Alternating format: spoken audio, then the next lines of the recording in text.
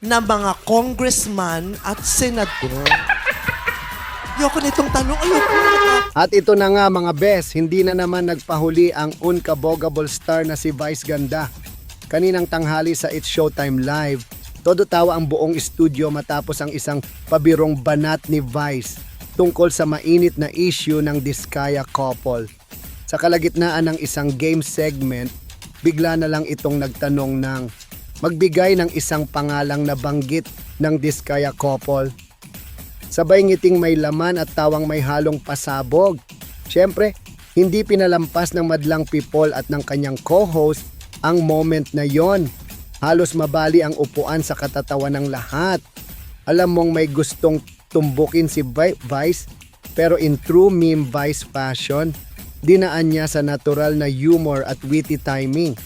Marami ang naniniwala na isa itong subtle parinig, hindi lang sa Diskaya couple, kundi pati na rin sa mga taong nadadamay sa issue, tulad nga ng mag-asawang Mayne Mendoza at Arjo Atayde, na biglang naging bahagi ng mainit na diskusyon online matapos mabanggit ang pangalan ni Arjo sa viral na pahayag ng Diskaya couple. Pero sa kabilang banda, nilinaw na agad ng mag-asawa na walang katotohanan ang pagkakasangkot nila sa issue at tila ginagamit lamang ang kanilang pangalan para sa pansariling interes ng ibang tao. Sa kabila ng lahat, hindi mapigilang matawa ng netizens sa pagkakahandle ni Vice. Walang direktang tinamaan, pero ang tama ramdam mo. Agad namang nagtatrending ang clip sa social media at maraming netizens ang nagkomento na pag si Vice na ang bumato ng biro, hindi lang basta tawa, may kasamang banat. Meron pa ngang nagsabi na si Vice na talaga ang hari ng mga pasimpleng parinig. May laman pero hindi bastos.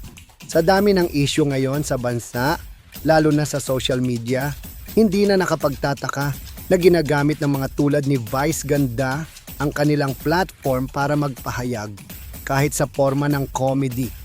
Kaya sa mga hindi pa nakapanood ng episode, hanapin nyo na ang Showtime Live clip today dahil isa na naman itong Hall of Fame moment ni Mime Vice